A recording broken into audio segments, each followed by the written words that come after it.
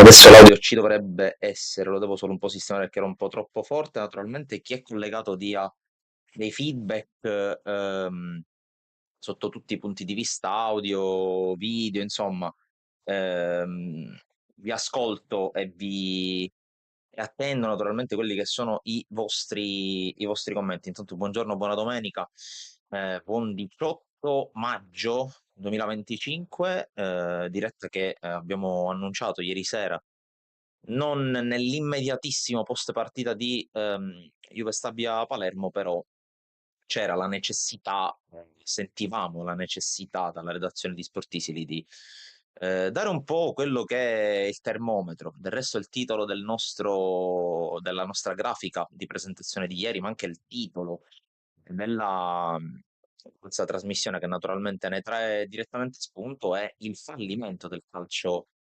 siciliano. Naturalmente facciamo le dovute specifiche perché naturalmente in una grafica non può essere presente tutto quello che vorremmo scrivere e potremmo scrivere. Si parla naturalmente delle formazioni che hanno partecipato ai campionati professionistici, quindi Serie B e Serie C, nulla a che vedere con altre realtà che si sono ben distinte nelle categorie, ehm, nelle competizioni dilettantistiche, a cominciare dal Siracusa. Naturalmente farò cenno della situazione del Siracusa, anche dell'ottimo momento del Siracusa sulla nostra pagina, durante questa diretta che naturalmente vi invito a condividere, vi invito a seguire, naturalmente reagire e commentare, perché non si tratta di una trasmissione diciamo vecchio stampo, tra virgolette, in cui da una parte c'è chi parla e dall'altra parte c'è soltanto l'obiettivo.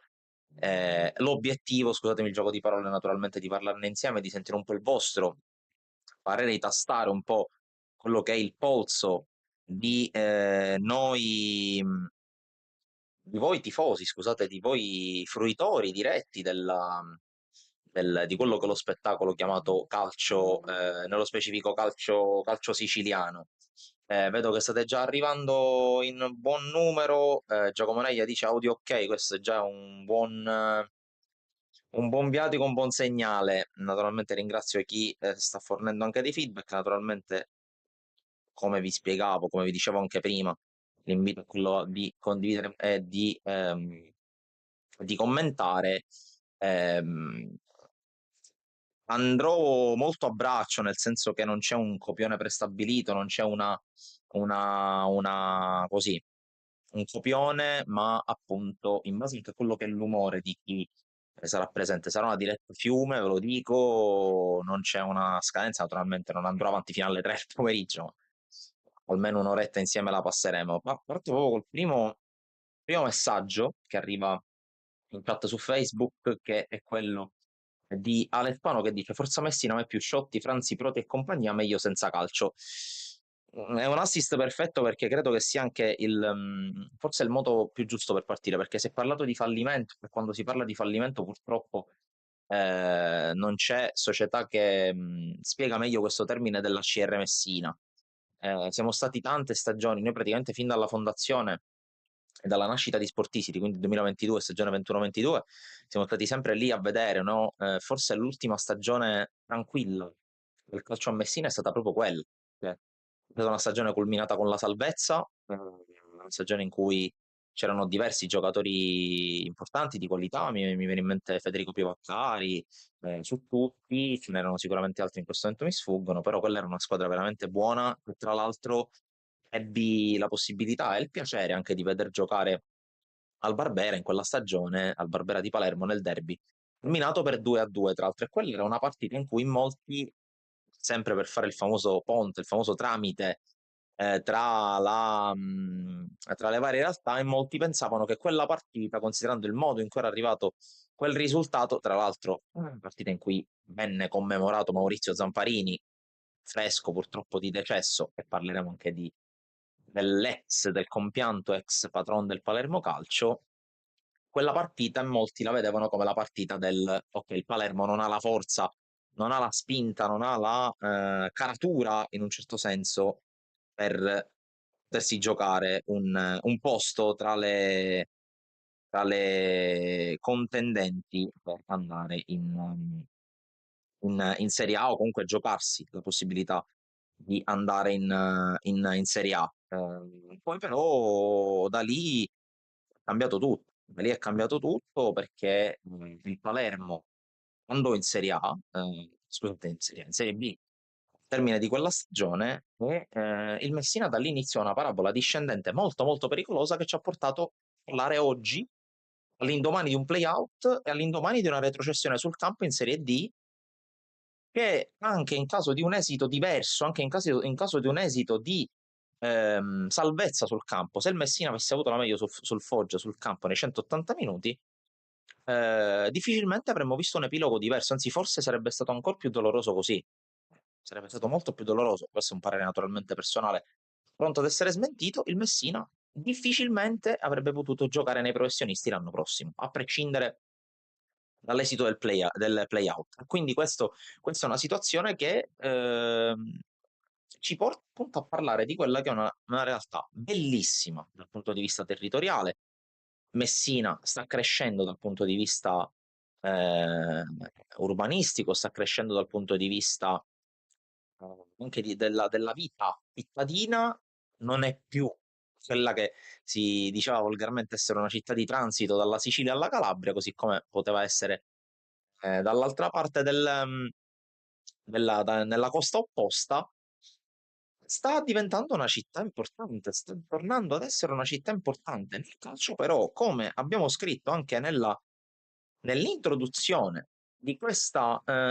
diretta, è una città in cui il calcio non sembra avere futuro. Perché se dopo 7 anni di gestione sciotto, in cui un singolo imprenditore nel suo piccolo, commettendo errori, facendo sbagli, facendo valutazioni sbagliate e facendo tutto quello che vogliamo, riesce a tenere una squadra per 3 anni in Serie C, che il Messina in quella stagione si salvò, nelle 2 stagioni precedenti ha ottenuto una salvezza che per alcuni versi ha avuto anche del miracoloso, soprattutto quella con Ezio Raciti in panchina. È bastato uno schiocco di dita, è bastato un momento di mancanza di, come dire, di click per mandare tutto in fumo. È bastato mettere la società nelle mani di un gruppo di avventurieri provenienti non si sa bene da dove, è bastato credere, pendere dalle labbra di questi soggetti per far sì che la gente tornasse a sognare, per illudere la gente, per riavvicinarlo al campo, per riavvicinarlo al campo di allenamento, allo stadio, per riavvicinare maestranze di un certo spessore, perché Domenico Roma è un grandissimo direttore sportivo ed è un grandissimo uomo e abbiamo avuto modo, io personalmente ho avuto modo anche di constatarlo di presenza, perché l'ho avuto modo di conoscerlo durante un incontro cioè un allenamento a porte aperte, tra l'altro nel giorno in cui venne presentato alla stampa Rocco Costantino, che è stato suo malgrado protagonista in negativo della partita di ieri, è entrato un quarto d'ora alla fine, si è fatto espellere. Dicevo che a Messina, ripeto, è bastato veramente poco per distruggere tutto. Questo è un dato di fatto che non può essere dimostrato alternativamente e diversamente.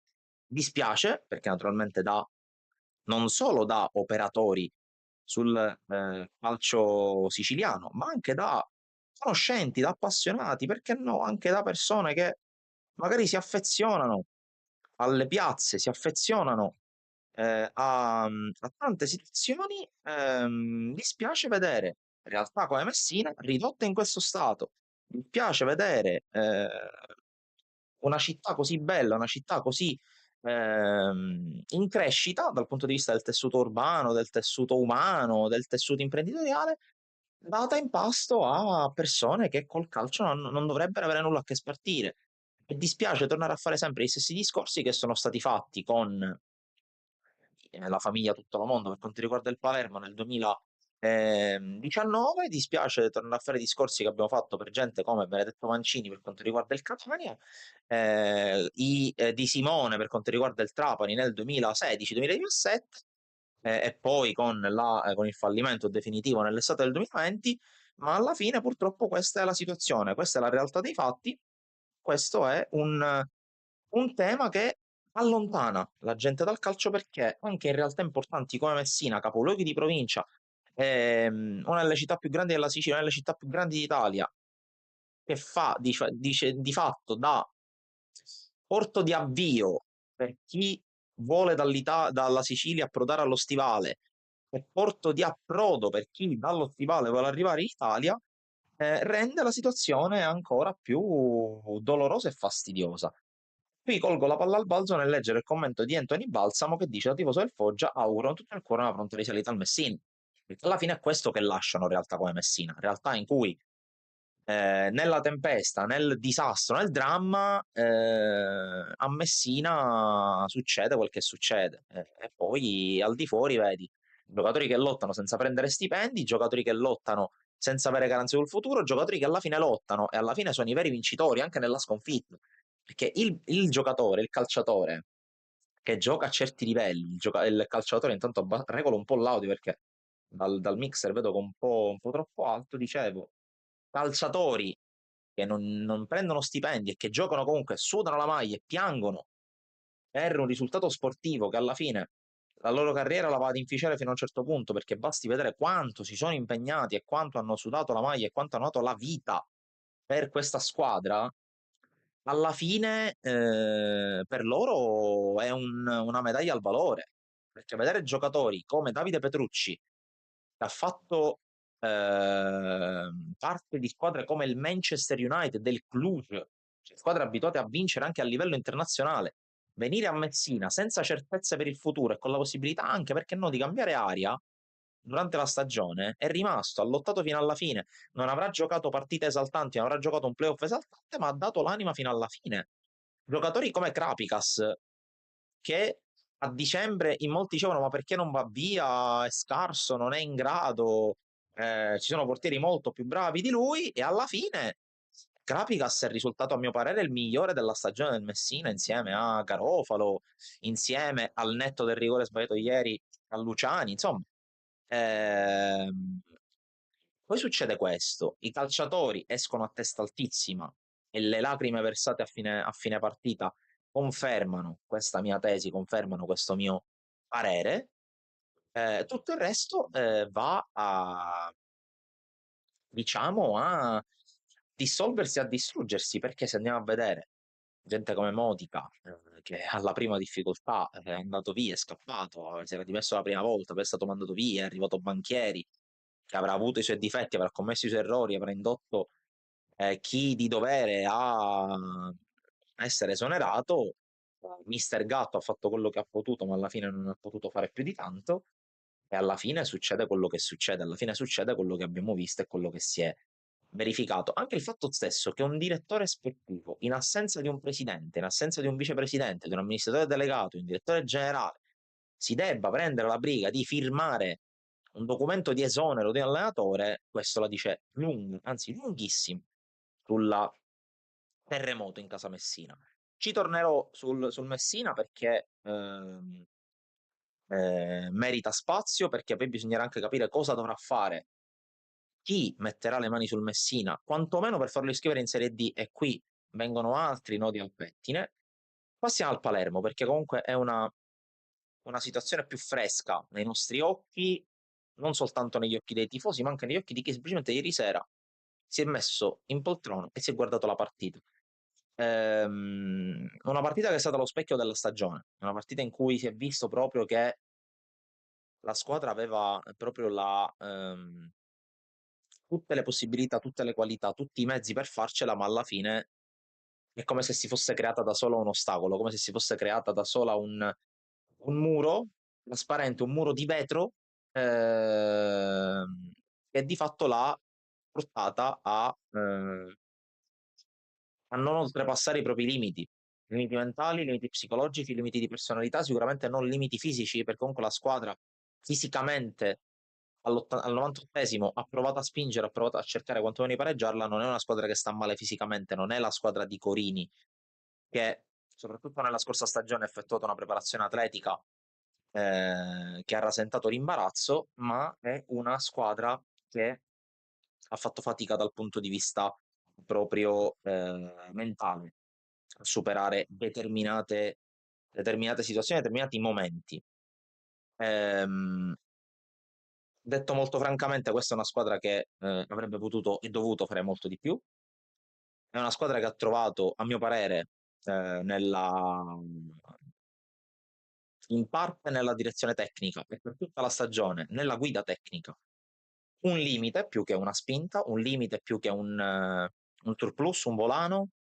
perché Alessio Dionisi ha commesso tantissimi errori, l'abbiamo sempre detto, lo abbiamo sempre scritto, abbiamo anche provato a dirglielo durante le conferenze stampa perché era quello l'unico modo per interfacciarci con lui, gioco forza, ed è emerso, sono emerse le difficoltà di un uomo di un uomo più che di un allenatore, nel confrontarsi e nel mettersi in gioco in una realtà in cui fallire non è ammesso, perché alla fine se retrocedi a Sassuolo, come è successo l'anno scorso, perché alla fine, anche se in panchina c'era Ballardini, Bonisi è retrocesso a Sassuolo, perché nella sua presenza, finché c'era lui in panchina, il Sassuolo è in zona retrocessione, quindi fondamentalmente si è reso protagonista di questo, lui insieme ai giocatori. Dicevo, se retrocedi a Sassuolo, paradossalmente non è la fine del mondo, perché poi è una società talmente sana, è una società talmente pane e salame, come si dice in questi casi, che alla fine ci si rialza da soli. Basta toccare le corde giuste, basta convincere chi ne fa parte del gruppo dei retrocessi, tra virgolette. Basta convincerli del fatto che la retrocessione è soltanto un mezzo capitolo buio prima di tornare a splendere, e allora vedi che Berardi, che fino a un anno prima giocava uno spareggio per andare ai mondiali e fino a un anno prima vinceva un europeo, calarsi nella realtà di Serie B con umiltà, perché altri giocatori come Laurientè, altri giocatori come Torsvet, altri giocatori di spessore, calarsi nella Serie B, perché si sa che calarsi nella Serie B nel modo giusto significa vincere, significa tornare subito in Serie A e far sì che la Serie B resti un lontano ricordo. La stessa cosa a Palermo non è successa, perché i calciatori non si sono calati, nella realtà i calciatori si sono posti nella situazione di dire giochiamo per il City Football Group. Questo è un altro aspetto sbagliato, perché anche, e questo in parte è una nostra responsabilità, ovvero sia parlare ai calciatori, parlare ai tesserati, parlare anche all'allenatore, dicendo quasi il Palermo, cosa provi, cosa senti, quali sensazioni hai nel giocare per una società del City Football Group. Io credo che sia, secondo me, anche ai limiti dell'imbarazzo, nel senso che quando vieni a Palermo in una squadra che gioca in Serie B non devi pensare wow, gioco per una squadra che fa parte del City Football Group, devi pensare cavolo, il Palermo è in Serie B, io sto venendo a giocare al Palermo in Serie B, devo dare una mano nei limiti del possibile, il più possibile, per far sì che il Palermo, anche con me, perché vorrà dire che me lo sarò meritato, giochi in Serie A l'anno prossimo. Questo, secondo me, qualcuno non l'ha capito, non l'ha percepito. Il problema grande non è wow, adesso gioco nel City Football Group, posso sfoggiare la maglia del Palermo, nel mio curriculum c'è il fatto di giocare nel Palermo. Credo che questo sia il più grande errore che si possa commettere quando si entra nella realtà di una squadra che deve vincere. Quando tu devi scendere in campo per vincere, devi dimostrarlo e devi capirlo, perché non lo capisci, non lo puoi dimostrare. Questo secondo me è un errore che è stato creato invece da tutto ciò che è l'extracampo, ma questa è un'altra storia. Perché dal punto di vista, tornando al discorso tecnico, tanti errori sono stati commessi, dal punto di vista tecnico, dal punto di vista tecnico-tattico, dal punto di vista dell'organizzazione della squadra e dal punto di vista comunicativo, perché ehm, chi ha seguito adesso non so quante sono, 40, 41, considerando anche la Coppa Italia, conferenze stampa di Alessio Dionisi, si è reso conto che Alessio Dionisi ha fatto emergere in questa stagione, e non sto dicendo che ce lo ha insito nella sua vita, nel suo modo di fare quotidiano, ha fatto emergere in maniera chiara dei paurosi difetti di comunicazione. Questo pesa come un macigno, perché è chiaro che se tu gestisci male la tua comunicazione, se tu ti interfacci male con la gente, con la stampa, e di conseguenza con la squadra, perché quello che senti, cioè quello che dici, quello che scrivi, più dici che scrivi nel caso di Dionisi, alla fine alla fine io penso che i giocatori lo vadano a leggere, i giocatori penso che cioè, siamo nell'era dei social, non penso che i giocatori vengano tenuti all'oscuro di quello che dice il proprio allenatore in sala stampa, quindi penso che alla fine, anche se non ce lo dirà mai nessuno, qualcosa sia andato anche ad incrinare in maniera più o meno netta, più o meno pesante all'interno dello spogliatoio del Palermo. E prova ne sia appunto il fatto che la squadra in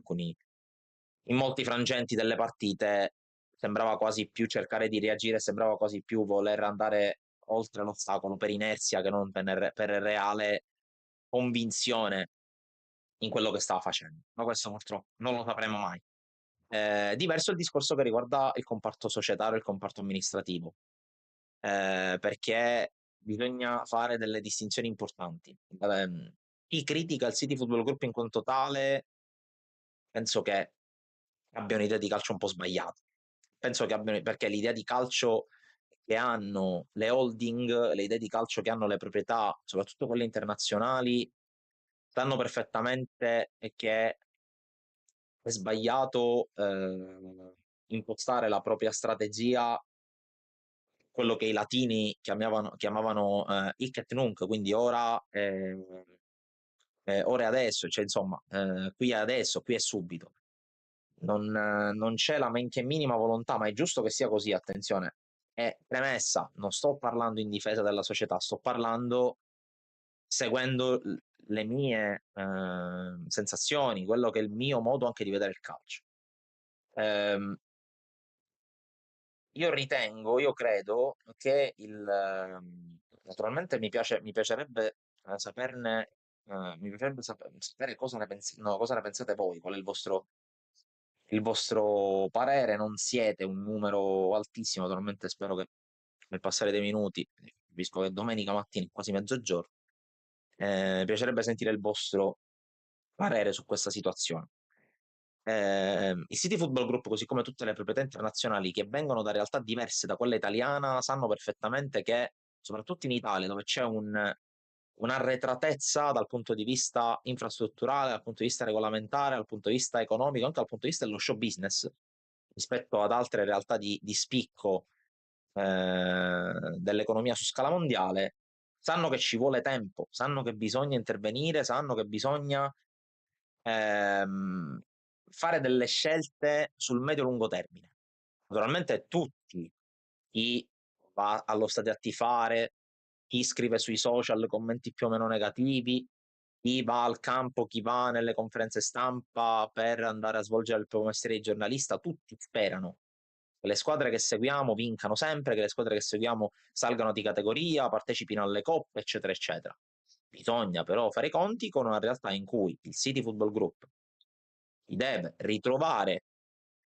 a gestire una società in cui eh, ci sono dei progetti in ballo, in alto mare, o comunque in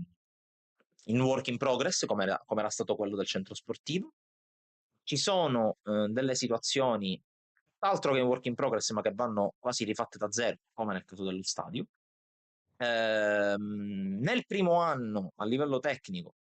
c'è stato, e lì, secondo me, io ritengo che il vero grande errore il City Football Group dal punto di vista della gestione tecnica sportiva lo abbia fatto nell'estate del 2022, perché io faccio fatica a credere che due soggetti che fanno calcio da tantissimi anni, come Silvio Baldini e Renzo Castagnini, non avessero esposto le proprie idee e non avessero fatto emergere le proprie rimostranze e i propri dubbi su quelle che erano delle chiare differenze di vedute e divergenze. Motivo per cui si è deciso di far partire un ritiro, per quello che è stato a mio parere una scelta delirante, presa da Baldini, presa da Castagnini, avallata da chi, avallata da chi, da come, non lo so, di far partire quello pseudo ritiro a bocca di falco e condannare di fatto il Palermo a perdere un anno, perché se il Palermo avesse pianificato per bene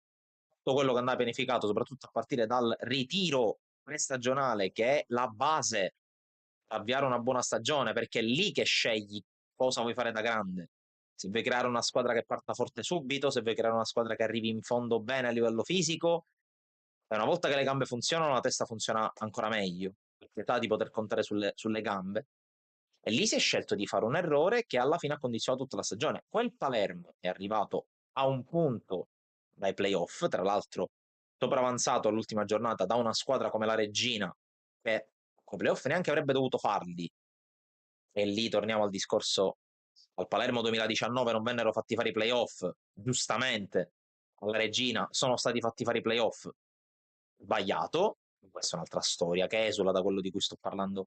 Vi sto parlando e vorrei parlare, ripeto, con voi questa mattina. E, e quello è stato un errore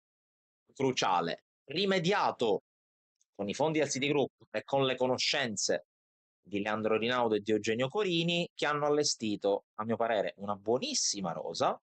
sfortunata perché non dimentichiamo che gente come Stulaz, come Elia, come Di Mariano, che erano titolari inamovibili, hanno subito dei gravi infortuni, dai quali, a mio parere, due dei tre oggi fanno fatica a riprendersi, perché Stulaz, lo vediamo, ha dovuto purtroppo nel dimenticatoio un giocatore squisito dal punto di vista tecnico e dell'eleganza calcistica. Di Mariano fatica, ma questa è un'altra storia. Elia si sta giocando i playoff, si giocherà i playoff, si giocherà la promozione in Serie A da protagonista con lo Spezia e se lo merita perché ha sofferto veramente tanto nella stagione a Palermo e avrebbe meritato di essere riconfermato. Venendo a quest'anno intanto si è ripartiti da una stagione con tanti errori, che è stata quella corsa, nonostante una squadra giunta al settimo posto, non solo dal sesto posto, e con un ribaltone a livello di guida tecnica e di direzione tecnica si è deciso di puntare su gran parte della squadra che l'anno scorso ha fatto male, possiamo dirlo oggettivamente ha fatto male. Qualcuno potrebbe dire, ma alla fine è stata battuta dal Venezia che è andata in Serie A e che quest'anno rischia di salvarsi in Serie A e dalla quale abbiamo attinto per prendere poi Ampalo, però oggettivamente non c'è stata partita contro una squadra che alla fine dei conti era giunta al terzo posto, quindi appena 3 posizioni sopra, che aveva speso molto meno del Palermo. Ehm, E si è deciso di puntare su un direttore sportivo come De Santis, che è stato una sciagura per questa squadra, possiamo dirlo, l'abbiamo detto fin da principio, ha commesso degli errori gravissimi, non soltanto nell'acquisizione dei calciatori, non soltanto nella gestione dei trasferimenti, ma anche nella gestione dello spessore umano. E lì chi sa perfettamente di cosa sto parlando del caso Brunori, sto parlando insomma di tante situazioni al limite. L'errore, il secondo grande errore in casa Citigroup è stato quello di non completare il ribaltone a livello di gestione tecnica, tenendo Dionisi e mandando via solo De Santis. Quello secondo me è stato l'errore, ma secondo tutti, perché parlando con i colleghi, parlando con amici, parlando con tifosi, tutti sanno perfettamente che quello è stato l'errore che a nostro parere, non soltanto mio, ha di fatto delineato la stagione del Palermo, perché il Palermo va in, a mio parere, non dico non vada in Serie A, perché il calcio non è matematica, ha ragione Galassi quando dice che il calcio non è una scienza esatta, che il calcio è lo sport del diavolo, in realtà è il tennis lo sport del diavolo, ma il calcio non ci va neanche tanto lontano, e Palermo si complica la vita mantenendo un allenatore. C'è chi dice per mancanza di alternative di livello. Alternativa di livello fondamentalmente se tu gli dai un girone di ritorno, una finestra di calciomercato per entrare nella testa dei giocatori presenti, andare a scegliere i giocatori da prendere nella seconda parte della stagione e farlo allenare, e alla fine la scelta la puoi fare, lì c'è stata la decisione, c'è stata l'idea di non cambiare. Posso dire che è stato corretto non cambiare durante l'ultima sosta, seppur sia stato sbagliato cercare delle alternative, perché il Palermo le alternative le ha cercate, non le ha trovate perché non c'erano lì in quel caso sì alternative valide per un cambio in panchina da fare in corsa a poche giornate dalla fine della regular season, e non c'erano alternative non c'erano alternative per fare meglio di così, perché alla fine ormai i buoi erano scappati, la stalla è rimasta aperta e non c'era più niente da fare. Alla fine era un trascinarsi ehm, per arrivare a fine stagione. È stato sbagliato, è stato un grande errore quello quello di cercare di cambiare allenatore stagione in corso, e alla fine questo si è andato a ripercuotere sull'esito della stagione. Marco Morana ci scrive su Facebook, subito cambio in panchina e dare un nuovo stimolo a tutti, Dionisi a casa prima dei playoff. Ripeto, sarebbe stato un errore cambiare allenatore in vista di un playoff, sarebbe stato un errore cambiare allenatore a 5 giornate alla fine, 6 giornate alla fine,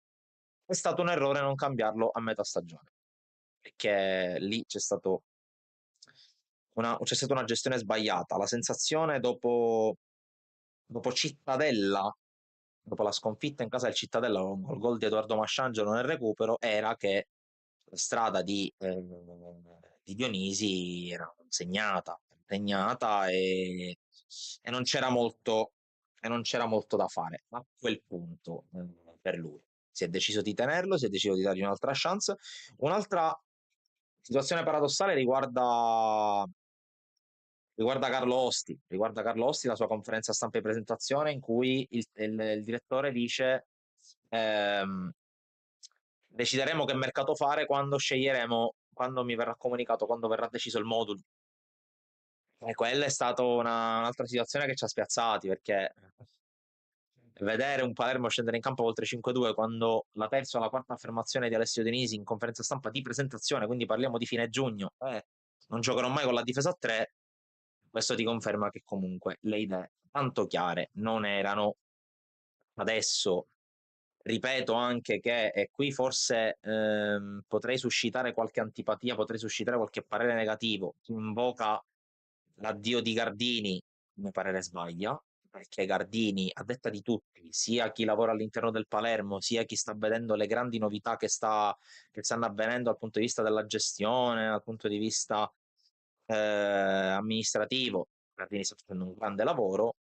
è chiaro che la sua competenza a livello di gestione tecnica deve essere un po' ridimensionata.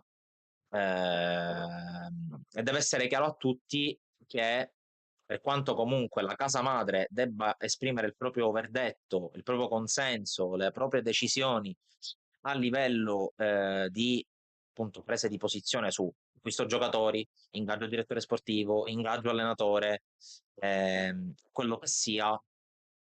è chiaro che chi sta a Palermo, chi sta sul posto, deve prendere la decisione, perché chi sta sul posto, chi lavora H24 per la buona riuscita della stagione sportiva, non deve avere influenza, non deve avere nessun intoccamento. Naturalmente non sto dicendo che dall'alto, da Manchester o da chi altro ci sono stati degli intaccamenti, però è chiaro che ognuno è chiamato a fare il proprio mestiere. Carlo Osti è un eccezionale direttore sportivo per le categorie in cui milita il Palermo, è un direttore sportivo al quale va data estrema fiducia e va data più o meno bianca, nel senso che le sue decisioni devono essere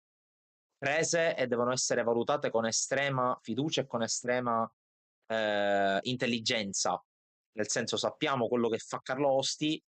A gennaio ha fatto 3 colpi eccezionali, perché per una squadra che ha girato la boa di metà stagione, credo al sesto posto, prendere 3 giocatori con l'intento di e con l'idea di provare a rimescolare le carte e magari andarsi a rimettere in lizza per i primi 2 posti, anche se erano molto lontani, ma il tempo non mancava, c'era tutto un girone per farcela. Adesso a Carlo Ossi deve essere data la possibilità di costruire, se è il caso ricostruire, una squadra che faccia bene da qui al ritiro estivo e presentarsi nel migliore dei modi ai nastri di partenza della Serie B 25-26. Vado a leggere un paio di commenti. Scrive Salvatore Provenzale: ma con quale dignità la società cerca nella sessione invernale un'altra guida tecnica e poi conferma l'esonerato virtualmente Dionisi? Questo dimostra che non sono attaccati ai colori, ma solamente alle dinamiche di marketing. Su questo sono veramente poco d'accordo, per non dire per nulla d'accordo, perché io mi rimetto alle parole del dottor Galassi, dal quale non voglio discostarmi più di tanto, perché alla fine lui è il vero punto di tramite tra il City Football Group e Giovanni Gardini e di conseguenza il Palermo. Il City Football Group finora ha dimostrato di non badare a spese. Su questo non si può veramente dare, non si può non dare atto, non si può non dare credito, perché comunque ha fatto tanto a livello economico, ha completato quello che era il progetto avviato da Dario Mirri per quanto riguarda il centro sportivo, il Palermo CFA di Torretta. Sta lottando, ve lo posso assicurare, sta lottando per portare a termine al più presto e nella maniera migliore possibile per il futuro e per lo sviluppo del club la questione stadio, la questione concessione stadio. Sarà un'estate rovente, ve lo preannuncio, sarà un'estate molto calda da questo punto di vista, perché Giovanni Gardini con il suo team sta cercando di stringere i tempi, sta cercando di mettere anche in un certo senso fretta all'amministrazione comunale, però ha detto non ci sono interferenze dal punto di vista della classe politica. La classe politica, capitanata dal sindaco La Galla, capitanata dai capigruppo dei vari partiti, forse qualche piccolo inciampo a 5 Stelle, potremmo dire così, sta avvenendo, però diciamo che la quasi totalità dei componenti del Consiglio Comunale spinge per far sì che questo stadio venga affidato alle mani del City Football Group, che fino a qui si sono dimostrate mani sapienti, perché il City Football Group ha lavorato veramente bene per quello che ha potuto fare, che gli è stato concesso e consentito di fare dal punto di vista della gestione dello stadio, motivo per cui non dubiterei. Chiedo scusa. Dal punto di vista della gestione tecnica, come ho detto, gli errori sono stati commessi, ma sono cominciati nella stagione nell'estate del 22, cioè nella prima vera estate del Data City Football Group e nella prima vera estate del Palermo in Serie B. Poi è stata una cascata di errori, ma quello anche conseguenza dei risultati, anche conseguenza di quello che è il concetto di indice di non di fallimento, ma indice comunque di variabili che nel calcio ci possono essere dal punto di vista dei risultati, perché tu puoi costruire una squadra, una macchina da guerra, ma alla fine se c'è qualcuno che si rivela più bravo di te, alla fine vince. Che tu sia forte sulla carta o meno, alla fine lo devi dimostrare sul campo. E in questi 2 anni, quest'anno più che l'anno scorso, il Palermo ha dimostrato di non essere forte abbastanza sul campo per vincere il campionato, per giocarsene le playoff. E va detto che quest'anno il Palermo ha fallito 2 volte l'obiettivo preannunciato da Giovanni Gardini all'inizio dell'estate, ovvero sia migliorare il piazzamento dello scorso anno, perché il Palermo ha peggiorato il piazzamento in regular season e ha peggiorato il piazzamento nella griglia playoff. Il Palermo l'anno scorso è arrivato sesto, quest'anno è arrivato ottavo. L'anno scorso ha fatto semifinali playoff, quest'anno si è fermato al primo turno senza segnare e perdendo contro la Juve Stabia, che ricordo essere neopromossa, con tanti giocatori mantenuti rispetto allo scorso anno quando hanno stravinto la Serie C, con lo stesso allenatore dell'anno scorso, allenatore preparatissimo e bravissimo, che ha dimostrato come si imbriglia una squadra, come si impara da quello che si è visto nelle 2 partite di regular season, ha mantenuto quanto di buono è stato fatto nelle 2 partite di regular season e ha migliorato alcune gestioni. Vedasi, per esempio, la marcatura di Poyampalo che è stata affidata a Patrick Peda, che a Palermo non poteva giocare, ma questo è un altro paio di maniche. Vincenzo Spagnafailla mi chiede, dato che bisogna giustamente pensare alla prossima stagione, una domanda: si hanno notizie del DS? Osti rimane secondo te? Allora, in questo senso la conferma di Gardini può essere vista come un indizio, perché se Galassi a voce alta, sia nell'intervista apparsa e venerdì mattina sul Giornale Sicilia, sia quella trasmessa in TV su TRM al pomeriggio, ha ribadito che Gardini gode dell'estrema fiducia del board del CFG, quindi significa che, essendo Osti una scelta di Gardini, si riparte da Carlo Osti come direttore sportivo. Per rispondere a Giuseppe Amoroso che chiede per quanto riguarda l'allenatore, qui il discorso è un po' più complicato, perché Alessio Dionisi vanta altri 2 anni di contratto a 600.000 euro a stagione, quindi parliamo di 1.200.000 euro al quale Alessio Dionisi, sul quale Alessio Dionisi conta al momento, perché al momento, quanto mi risulta e ci risulta, non è stato comunicato l'esonero ad Alessio Dionisi. Ehm, È una scelta che naturalmente gran parte del popolo rosanero non condivide, è una scelta che gran parte del popolo rosanero non avrebbe mai voluto, non vorrebbe mai sentire nominare, perché al di là del risultato sportivo, che ripeto, essendo lo sport qualcosa di non esatto, di non scientifico, di non previsto e di non si disputa sulla carta per fortuna, Alessio Denisi si è, tra virgolette, creato la buca, naturalmente in senso sportivo, perché non ha avuto, non ha dato quelle sensazioni, quelle belle sensazioni anche nel rapporto con la piazza. È un allenatore che, un po' come è successo con Corini, soprattutto al primo anno, in cui Corini aveva veramente tantissimi alibi e la grande possibilità di dire: noi siamo arrivati qui a luglio inoltrato, siamo arrivati qui ehm, facendo la squadra in 15 giorni, dateci tempo, fateci lavorare. E come ha detto Corini in una delle sue più celebri conferenze stampa, godetevi il percorso. Ma mentre a Corini è stato concesso magari l'attenuante, ripeto, al primo anno più che al secondo, e Corini comunque partiva con una base, partiva con una storia personale e professionale importante a Palermo,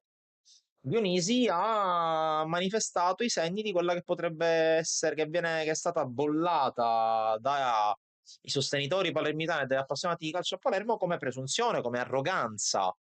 che mal si sposa con una realtà come Palermo in cui la genuinità è sempre alla base di tutto, in tutti i settori della vita, dallo sport a tutto il resto. Quindi io credo che confermare Dionisi adesso come adesso, sotto tutti i punti di vista, sia un grande errore da parte della proprietà e della dirigenza.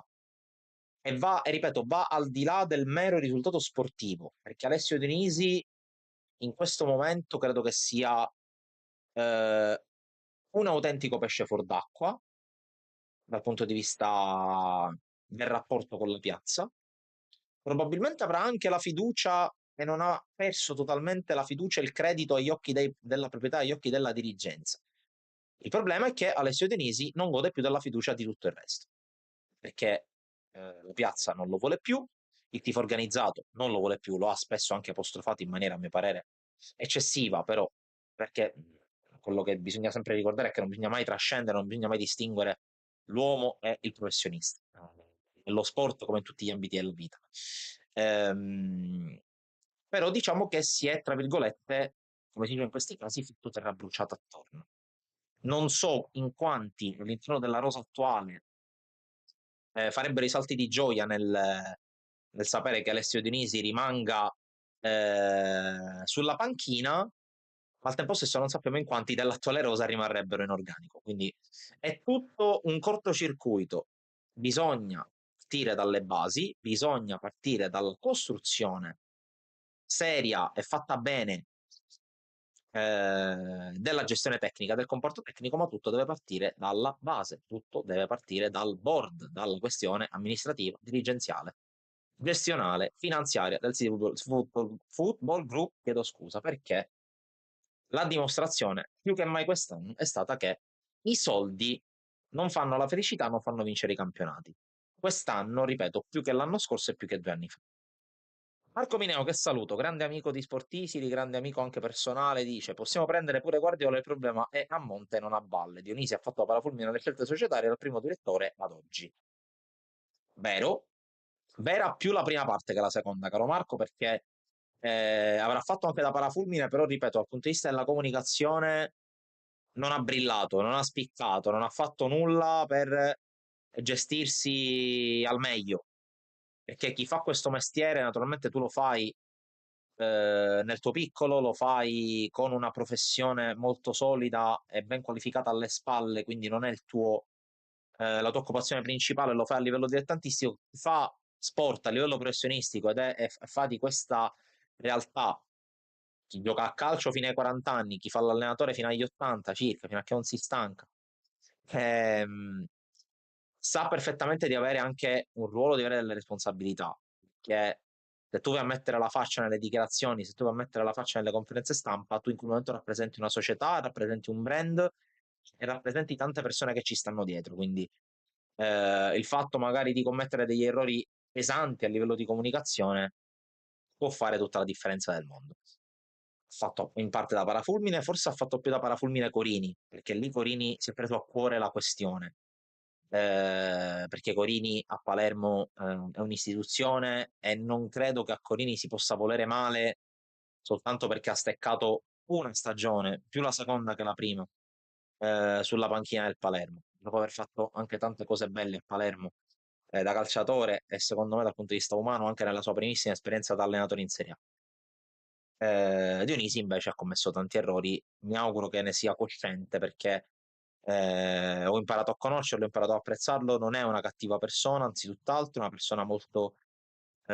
socievole, una persona molto alla mano, almeno nei nostri rapporti, per quel minimo, eh, e ritengo che possa trovare fortune lontano da qui per il prosieguo della sua carriera. Giuseppe Amoroso chiede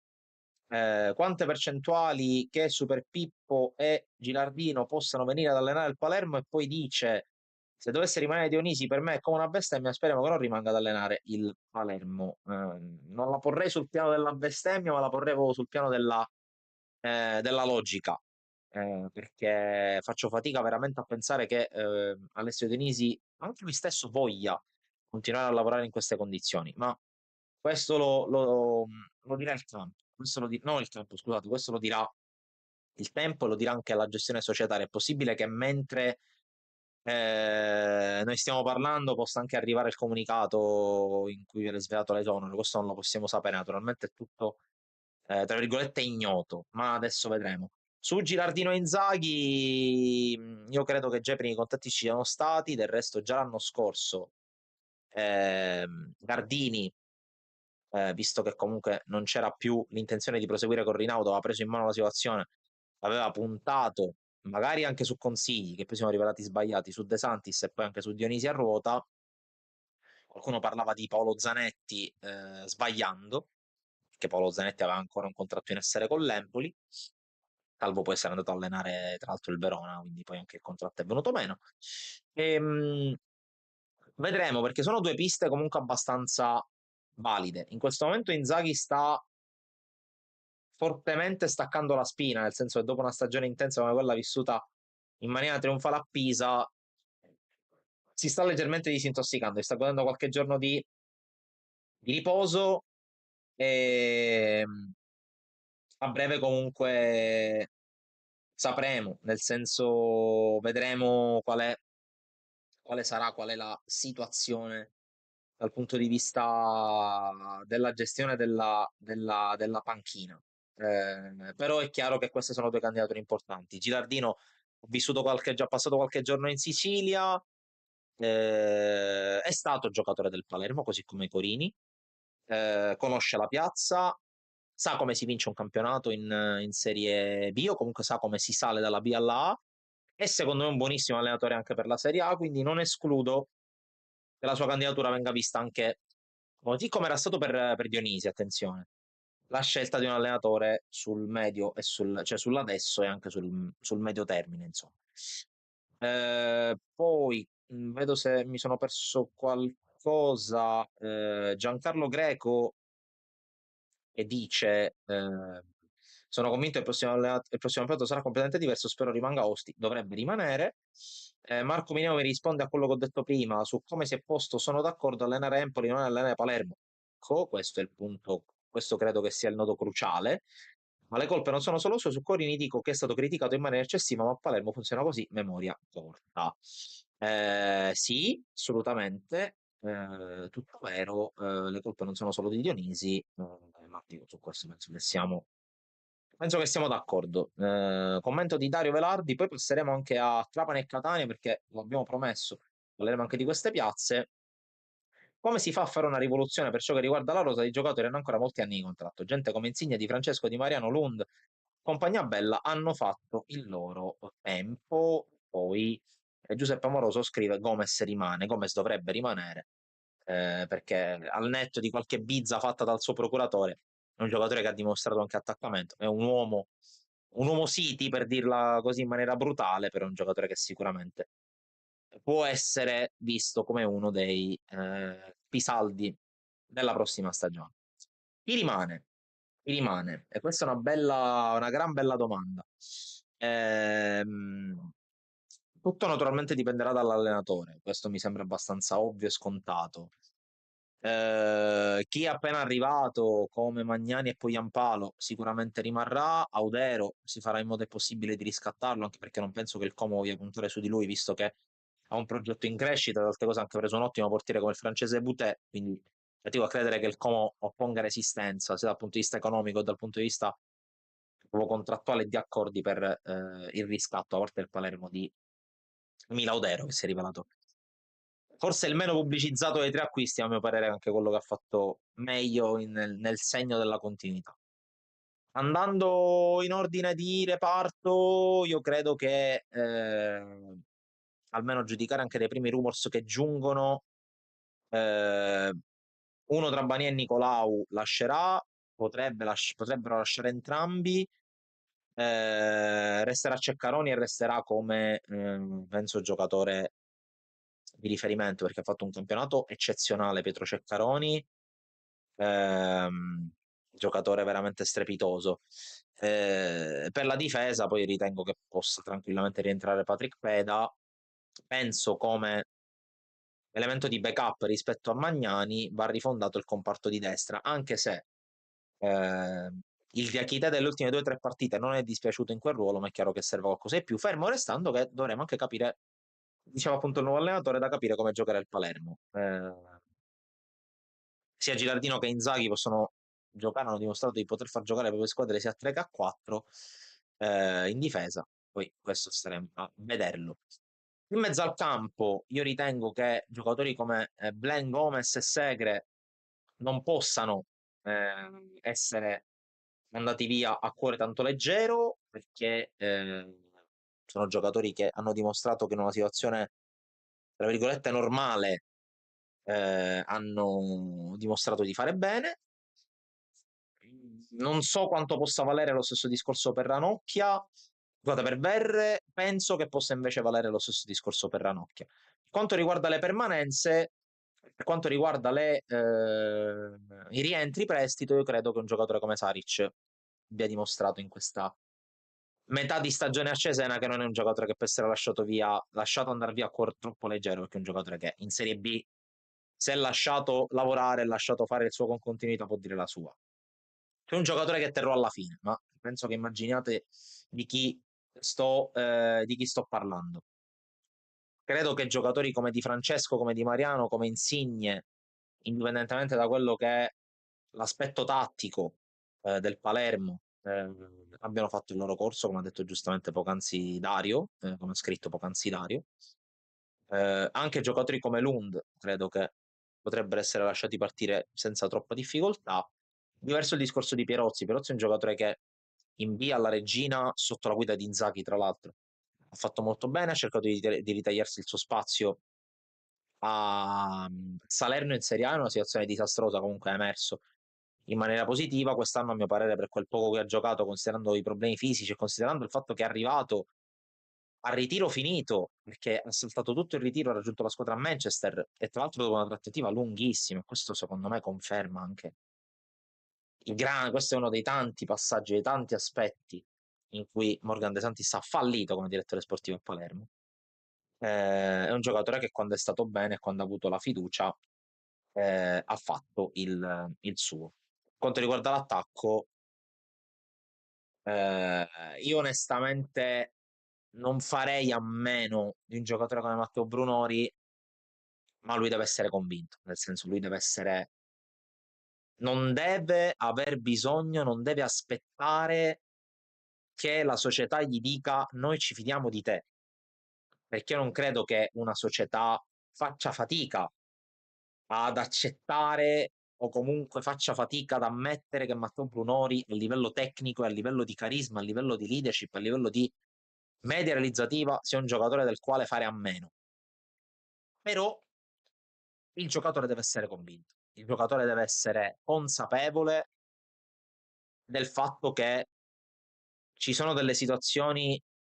alle quali deve sorvolare, ci sono delle situazioni alle quali deve passare sopra, ci sono delle situazioni in cui lui deve dimostrare, una volta per tutte, di essere pronto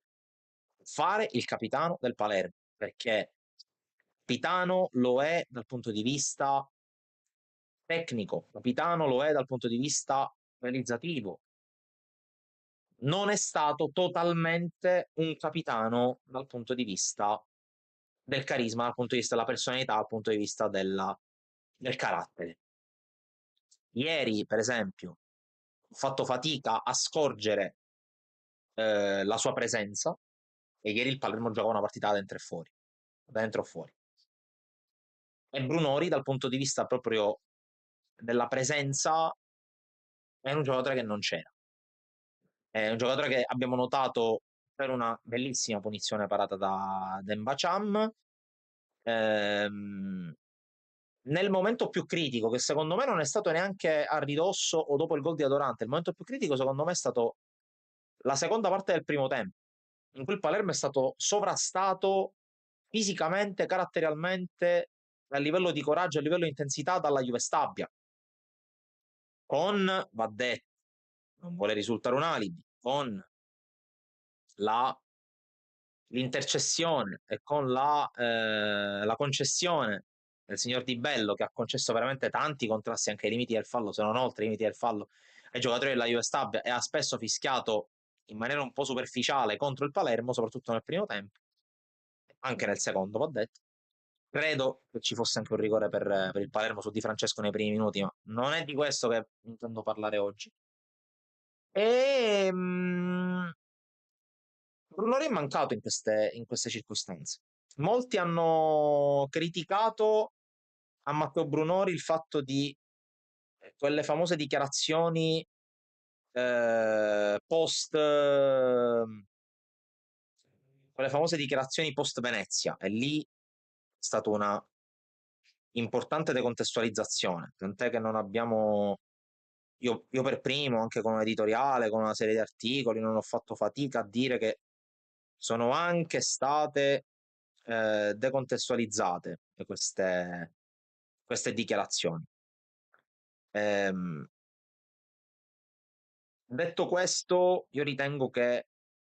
ci voglia tempo, poco tempo in realtà, e il Palermo ne ha veramente poco di tempo per capire se fidarsi ancora di Matteo Brunori come capitano, se, tra virgolette, ridimensionarlo e dirgli guarda, tu sei il nostro attaccante di punta. Il capitano l'anno prossimo lo fa qualcun altro, ma non per sfiducia nei tuoi confronti, ma perché abbiamo bisogno. Per esempio, subentra il discorso Lucioni. Il discorso Lucioni purtroppo è un altro grandissimo fallimento nella gestione tecnica del Palermo di De Santis e Dionisi. Il fatto che De Santis abbia sorvolato in maniera troppo leggera, abbia sorvolato in maniera troppo soft, scusate, Dionisi abbia sorvolato in maniera troppo soft sul tema Lucioni prima della partita del Frosinone, conferma il fatto che rappresenta ancora un nervo scoperto per Alessio Dionisi, la gestione fallimentare di un giocatore che nelle fasi più calde, nelle fasi più concitate della stagione, compreso un playoff da giocare per vincere, un giocatore come Lucioni ti sarebbe servito, al netto del fatto che Lucioni è un difensore e in quanto difensore a livello numerico ti sarebbe servito per evitare di adattare Blen centrale, Pierozzi braccetto, e di Achite fargli fare braccetto destro e braccetto sinistro, far giocare Magnani contro Bari e su Tirol sulla soglia del dolore.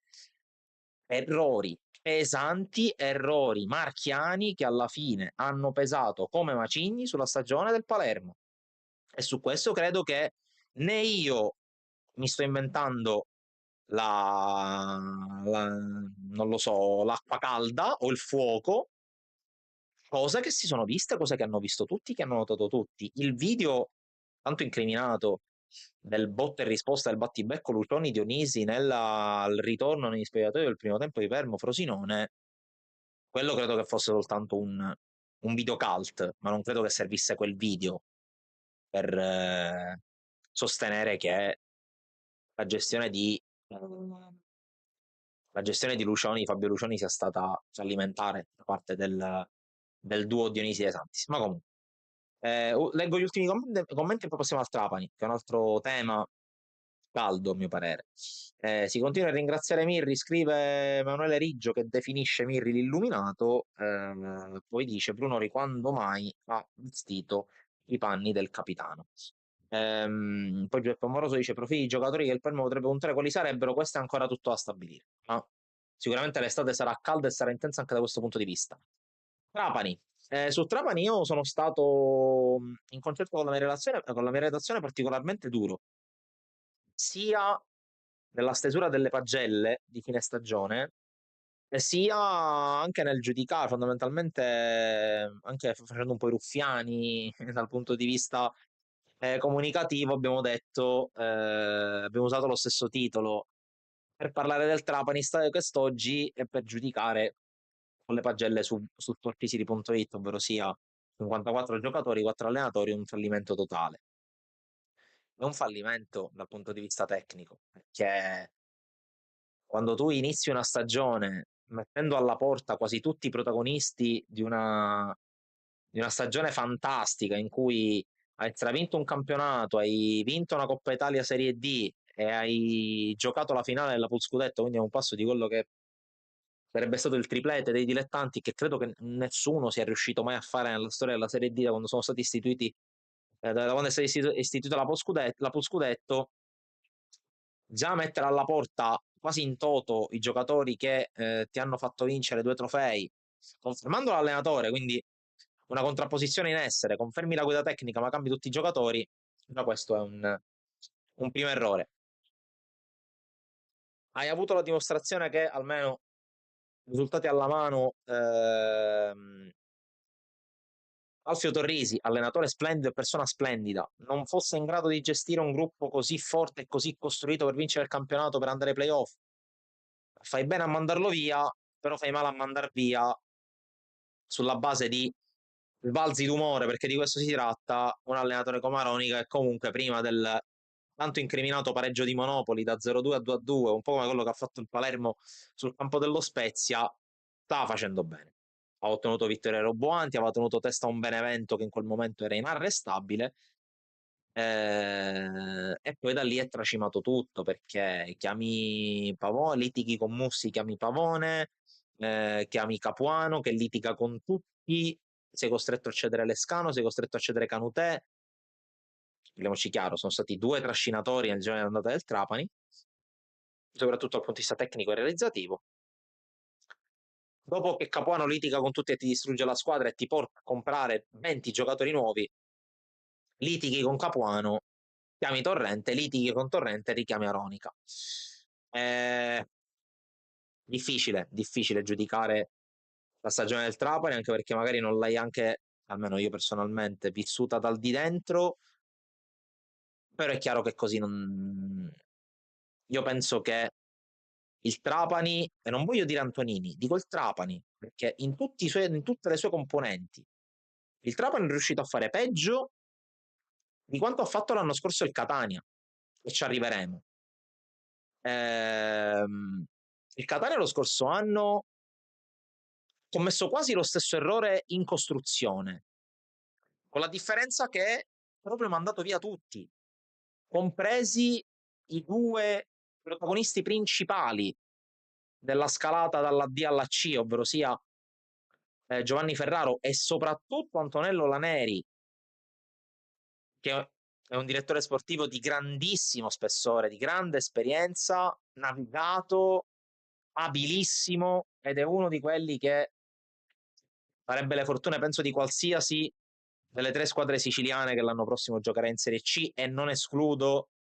ma questa non è una notizia che tiro fuori al cappello io, è un'ipotesi di cui si parla già da qualche giorno, non escludo che possa approdare in una di queste tre squadre, ma dico,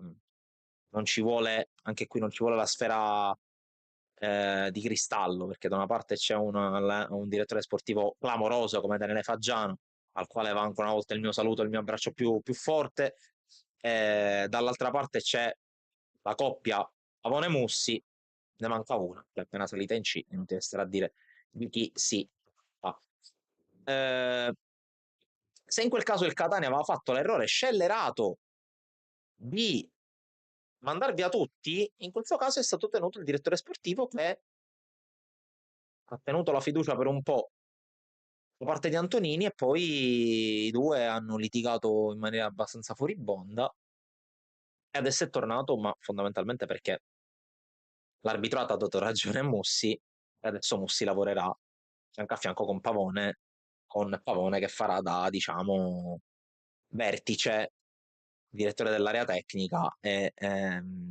Andrea Mussi, direttore sportivo.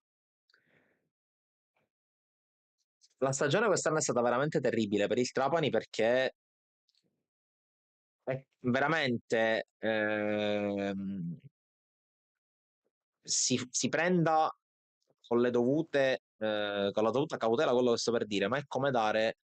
i soldi in mano a cioè veramente è come spedire una persona non consapevole dei propri mezzi a fare delle cose, per dire mando un neonato a comprare il pane, nel senso lui non sa cosa deve fare, ha dei soldi in mano, non sa cosa deve fare, quindi anziché comprare il pane compra il latte. È un po' arzigogolata come metafora, però è un modo per dire. Eh, Antonini lo ha detto spesso durante la stagione, che la Serie C è un mondo marcio, e lo sappiamo tutti, lo sapevamo già ante Antonini. Eh, Nel basket si sta trovando alla grande perché è affiancato da due grandi signori di questo sport come Yasmin Repeja e come Valeriano Dorta. Nel calcio è molto più difficile, nel calcio ti devi affidare veramente a persone dallo spiccato senso di fierezza, di orgoglio, di onore, prima ancora che su maestranze abili. E questo ha fatto tutta la differenza del mondo. La speranza che l'anno prossimo con Aronica che possa pensare a fare l'allenatore senza doversi sobbarcare il peso ambientale di una realtà che quest'anno ha contestato, quest'anno sa che la società ha sbagliato, che la squadra ha sbagliato, che il comparto tecnico ha sbagliato, adesso vuole vincere. Aronica deve essere tutelato perché se hai creduto tanto in Salvatore Aronica al punto da mantenerlo in panchina e offrirgli un ulteriore anno di contratto, vuol dire che ci credi e se ci credi lo devi preservare, altrimenti hai fallito ancora una volta. Deve essere bravo qui Peppe Pavone, che è un dirigente prima ancora che è un abile conoscitore del gioco, dei giocatori, un abile conoscitore del gioco, in tutte le sue sfaccettature, in tutte le sue componenti. Motivo per cui giusta la scelta di tenere Pavone come Deus ex machina dal punto di vista della gestione tecnica. Bel banco di prova per Andrea Mussi perché si è visto smontare la squadra che ha costruito in estate, in un certo senso ha anche vinto il punto, se possiamo dire, perché chi è andato via ha fatto bene o ha vinto o ha, come nel caso di Lescano, ha vinto il campionato, ha fatto bene come nel caso di Canute a Perugia, o comunque si è rivelato un valido giocatore, per esempio un ragazzo come Gelli, che è andato a Messina e con tutte le difficoltà del caso ha fatto il suo, a mio parere ha disputato un buonissimo girone di ritorno, un ragazzo giovane, ben strutturato fisicamente, bravo nella marcatura, ma tanto per fare un esempio. Adesso bisogna capire, a Trapani devono capire non tanto come evitare gli errori, perché evitare gli errori che sono stati commessi l'anno scorso è semplice, vuol dire avere fiducia, vuol dire avere solidità e vuol dire non farsi prendere dall'emotività. Penso che siano le basi. un po' come ha fatto nel basket Antonini, non mandando via Repeja al primo spiffero,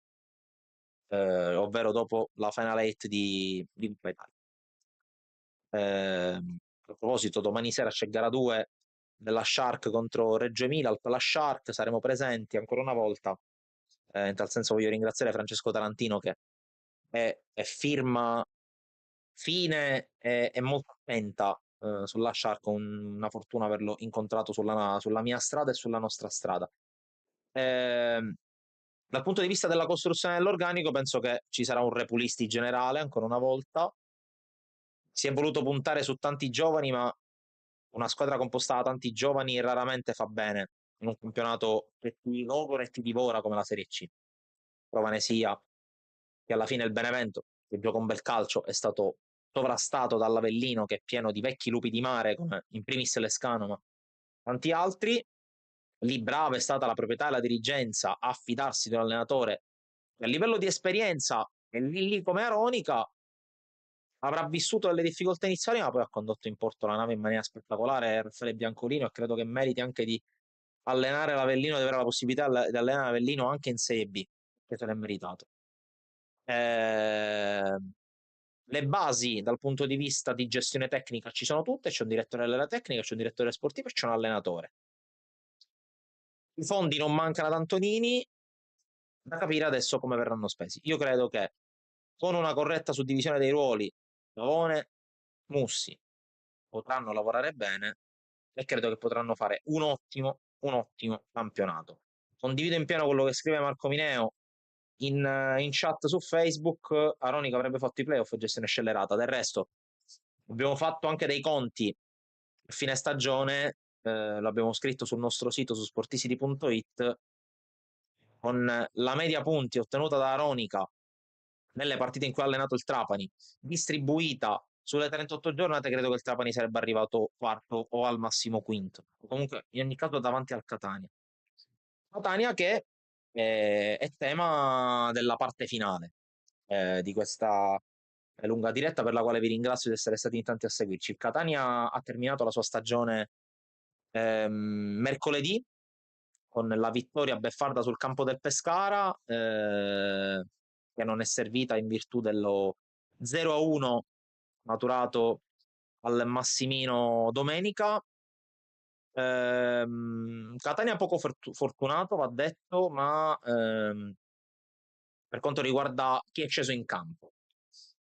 Perché se c'è qualcosa che io credo che possa essere incontestabile è l'impegno di chi è andato in campo, l'impegno di chi è andato in panchina e l'impegno di chi ha diretto il ramo sportivo del Catania. Apro piccola parentesi, Federico Ragona, che saluto, scrive: errore di Antonini è stato esonerare Aronica, ne abbiamo già parlato?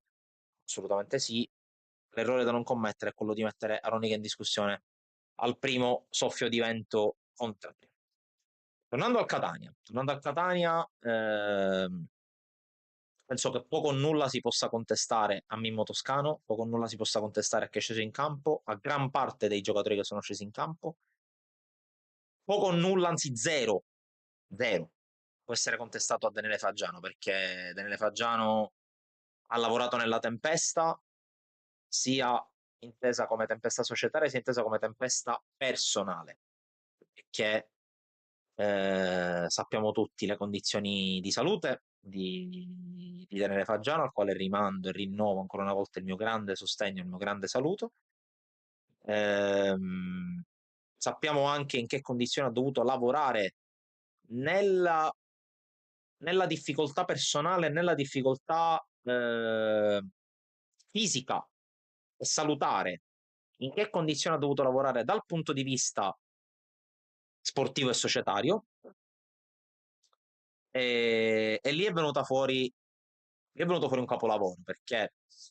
sappiamo bene, l'abbiamo raccontato durante l'estate, anche grazie ai colleghi catanesi, con i quali c'è stato anche un flusso continuo di informazioni, di comunicazioni, di spifferi. Sappiamo bene quanto fosse alta la possibilità e che ci fosse comunque la possibilità per i calciatori destinati al Catania di invalidare, e quindi di non convalidare, di rendere carta straccia gli accordi stipulati prima che venisse fuori il problema della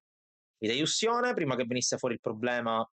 economico, il problema relativo all'iscrizione, che è costato, ricordiamo, al Catania una penalizzazione in classifica di un punto. E per fortuna soltanto quello. Eh, chi è sceso in campo allacciandosi le scarpette per giocare, indossando la tuta per allenare, eh, scusate se rido, ho appena letto il commento dei ragazzi di Bidoni e Rosanero che saluto. Se siete arrivati tardi, ve lo dico perché abbiamo già parlato di Palermo. E mi scrivono da quanto arriva quello che dice Semiglia Brunori. In un'ora e 17 non è successo, stranamente, e questo mi rincuora, ma non per nulla nei confronti di Matteo, quanto perché comunque non è vero, per come la vedo io, è quello che rispondo sempre a tutti, che secondo me non è vero. Comunque, beh, tornando seri, eh, dicevo, chi è sceso in campo allacciando le scarpe per giocare, indossando la tuta per allenare, ha fatto il suo, ha fatto quello che ha potuto fare. Tra l'altro il Catania per diverse settimane ha avuto grandi difficoltà dal punto di vista anche dell'infermeria, perché tanti giocatori si sono fermati per tanto tempo, ognuno con le proprie tempistiche a livello atletico, a livello di infortuni. È possibile che abbiate ragione voi, ragazzi di Bidoni. E dice: Non siamo arrivati noi troppo tardi. Sei tu che hai parlato troppo presto, però ho parlato approfonditamente. Quindi, qualora vogliate, non appena la diretta cesserà, penso tra qualche minuto, tra un quarto d'ora, sarà disponibile in post sia su Facebook che su YouTube. Potrete recuperare quello che ho detto. Naturalmente, spero in un vostro feedback, perché ci tengo. Dicevo, chi è sceso in campo ha fatto il suo dovere, tanti problemi fisici, infortuni, anche gestionali, perché un'altra grande pecca, un altro grande problema del Catania quest'anno è stata la questione relativa agli allenamenti, perché il Catania fondamentalmente non si è potuto allenare con costanza nella stessa struttura. Eh, si spera, adesso che sembra che si stia muovendo qualcosa in ottica Torre del Grifo da parte della proprietà, si spera che a livello burocratico si sblocchi tutto nel più breve tempo possibile e soprattutto che la società abbia un piano. Perché il fatto che il Catania, non il Pelligra Group, ma il Catania abbia presentato un'offerta per acquisire Torre del Grifo e che di fatto abbia messo alle strette l'amministrazione comunale e gli altri soggetti che potrebbero partecipare alla riapertura della gara di appalto, dimostra che comunque il Catania evidentemente poco soddisfatto dalle interlocuzioni per le altre strutture, avrei detto ok, rompiamo gli indugi, riprendiamoci Torre del Grifo, ristrutturiamolo e ricreiamo quella bomboniera che era stata creata dalla proprietà Pulvirenti, dalla gestione di Pietro Monaco e restituiamo un gioiello alla città e restituiamo un gioiello allo sport in città, perché saranno comunque interventi graduali per consentire intanto alla squadra di tornare ad allenarsi, di poter vivere lo spogliatoio, di poter vivere il campo e poi pian piano verrà ripristinato tutto, naturalmente in base a quelle che saranno le evoluzioni. Per quanto riguarda il campo, io credo che il Catania abbia fatto il massimo. Sicuramente il Catania è stato molto sfortunato in sede di sorteggio del turno nazionale del playoff, perché naturalmente poteva beccare qualunque delle 5 teste di serie e ha giusto beccato quella che aveva già iniziato a giocare, quindi una squadra più rodata, una squadra più pronta. Prova ne sia il fatto che l'unica testa di serie che ha passato il turno nel primo turno nazionale è stato il Pescara, che era l'unica testa di serie che era già scesa in campo e che era l'unica testa di serie eh, che comunque era rodata. Quindi Catania sfortunato da questo punto di vista. Tra l'altro Catania sfortunato 2 volte perché esce dai playoff senza aver perso, tra virgolette, sul campo, nel senso che il punteggio complessivo è di 2 a 2, e quindi Questo è il concetto. Alla fine si può dire che il Catania non sia stato fortunatissimo, intanto non so perché cliccando sulla diretta cioè, sia apparsa la diretta dell'Angelus, perdonatemi, perché naturalmente guardo la diretta per avere anche un feedback di quello che è di quelli che sono anche i vostri commenti alla gente che entra e alla gente che segue. Intanto vi ringrazio perché state guardando comunque in un buon numero, dico, è pur sempre domenica, non è ancora giornata da mare, ma comunque è una giornata da scampagnate, da pranzi fuori, anche quasi ora di pranzo, sono live da 80 minuti, quindi tra poco arriva a 90, come minuti ovviamente, non pensate male. E scusate anche per questa domanda da caserma, avamposto. Cosa deve fare il Catania? Il Catania credo che meno di tutte rispecchi il concetto di fallimento, ma per distacco, se parliamo di campo. Se parliamo di gestione societaria, è mancato qualcosa, soprattutto durante l'estate, e alla lunga è stata giusta la scelta di non intervenire per l'acquisto di puntelli nel mercato di gennaio. Perché poi alla fine, parliamoci chiaro, la rosa del Catania è forte. La rosa del Catania, se avesse avuto continuità, probabilmente non sarebbe entrata in scena ai playoff nel primo turno di girone come sesta forza, avrebbe potuto fare qualcosa in più. Sicuramente cambierà qualcosa, qualcuno andrà via. Ecco, forse l'unica pecca è stata non sostituire Castellini, anche con un giocatore in prestito, però Castellini a quanto pare non poteva essere trattenuto, porterà nelle casse del Catania circa 2 milioni perché c'era anche il bonus promozione inserito nella clausola, quindi il Catania con questi liquidi sicuramente non avrà i problemi che ha avuto l'anno scorso e potrà costruire un organico di, ehm, di spessore, posto che già quello che c'è attualmente ha uno spessore importante. Rapidamente facciamo un piccolo excursus per chi si fosse perso l'ora e 23 precedenti. Ehm, Andiamo in ordine di gravità della situazione. Messina. Cosa deve fare il Messina per iscriversi al campionato di Serie D? Intanto chi rappresenterà il Messina dal punto di vista della proprietà dovrà versare quelli che sono i debiti accumulati, ovvero sia circa 1.200.000 euro. E questo di per sé è un problema attualmente, perché attualmente né Pietro Sciotto sembra interessato a farlo, intenzionato a farlo, men che meno a di Invest. Eh, Non c'è dato sapere quale sia la reale forza di Giuseppe Peditto, ma considerando la... i precedenti non c'è molto da stare allegri, non c'è molto da stare sereni. Ehm, per il resto è una situazione particolare. È una situazione particolare. Il timore, la sensazione che prevalgono sono negative su Messina e sul futuro del calcio a Messina, che come ho scritto, come abbiamo scritto nella locandina di presentazione di questa diretta, è un futuro che sembra non esserci. Quindi staremo a vedere, speriamo bene perché Messina non può fare a meno del calcio e il calcio siciliano non può fare a meno di Messina. Palermo. Ehm, Palermo deve ripartire da una guida tecnica forte, ma che non faccia prevalere la preparazione tattica e l'ego sullo scopo finale, ovvero sia vincere il campionato e andare in Serie B. Anche arrivare secondi, ma fondamentalmente lasciare la Serie B e andare in Serie A, per dare la possibilità al City Football Group di dimostrare realmente qual è la forza e qual è la validità del progetto societario e del progetto della holding su questa squadra e su questa piazza. Fondamentale capirlo. Fondamentale ripartire da Carlo Osti, fondamentale una ripartizione netta e chiara di quelle che sono le competenze, perché Carlo Osti deve poter agire nella quasi totale autonomia nella direzione sportiva. L'allenatore dovrà avere a disposizione una squadra da mandare in campo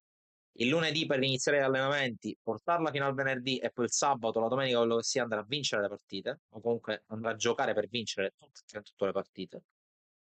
Gardini, bravissimo dal punto di vista amministrativo, molto meno dal punto di vista del collante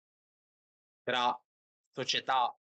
direzione sportiva, soprattutto in alcune scelte. City Football Group dal punto di vista degli investimenti, bene. Ci aspettiamo, ma questo dipende zero dal City Football Group, che ci sia una svolta, che ci sia una virata netta per quanto riguarda la questione stati. Trapani ha già posto le basi, secondo me sono ottime basi, ovvero sia quello di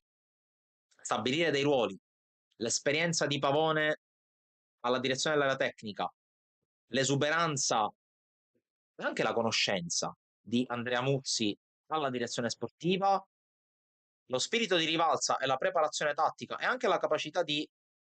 assorbire le bordate che arriveranno, perché arriveranno dall'esterno di Salvatore Aronica, perché non dimentichiamo che Salvatore Aronica prima di essere diventato allenatore è stato un giocatore che ha giocato decine di partite in Champions League, giocato in piazze calde come Messina, come Reggio, come Napoli, come Palermo, quindi sa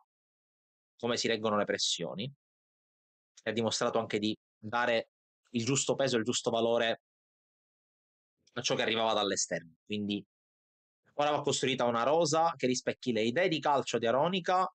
che rispecchi le idee di Antonini di andare in Serie B, dai playoff o dalla porta principale. Catania, ripeto, è la squadra meno in crisi e meno fallimentare delle quattro professioniste. Deve ripartire da gran parte della rosa di quest'anno, deve ripartire da Domenico Toscano, da Daniele Faggiano, adesso ci sarà anche Claudio Zarbano a fare da direttore generale, quindi sollevato da qualche responsabilità Vincenzo Crella che potrà fare solo il vicepresidente e fare il collante tra Rospelligra e la proprietà. Importantissimo, fondamentale capire la questione Torre del Grifo, importantissimo, fondamentale evitare il grande errore dell'anno scorso, ovvero sia fare male, anzi malissimo, i conti dal punto di vista della gestione economica e della gestione iscrizioni, fideiussione e quant'altro. Detto delle professioniste del 24-25, un bentornato, un applauditissimo e un accorato bentornato dei professionisti al Siracusa, che l'anno scorso è andato veramente abbastanza vicino, non troppo vicino, a fare il salto.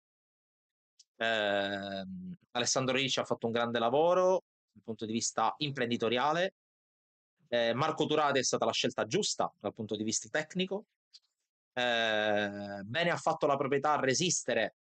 quelli che erano i tumulti esterni su Marco Turati durante la stagione, nella fascia centrale della stagione, quando la concorrenza di Regina e Scafatese era veramente forte. Un campionato che si poteva anche vincere un paio di settimane prima, se non fosse venuto a mancare l'Akragas. Preferirei sorvolare sull'Akragas perché veramente il rischio sarebbe quello di, non dico far chiudere il canale, ma quasi, perché veramente non si possono continuare a sentire certe storie nel 2025 in città come Messina, come Agrigento, che dovrebbero rappresentare un patrimonio per la Sicilia e per il movimento sportivo siciliano e nazionale. Ehm, io credo che l'anno prossimo Turati verrà affiancato alla direzione sportiva da Antonello Laneri.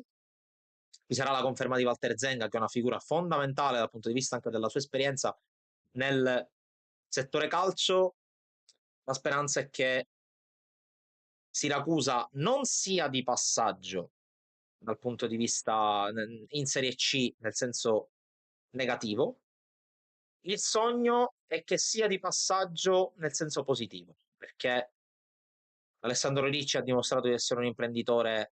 oculato ma bravo ad investire e,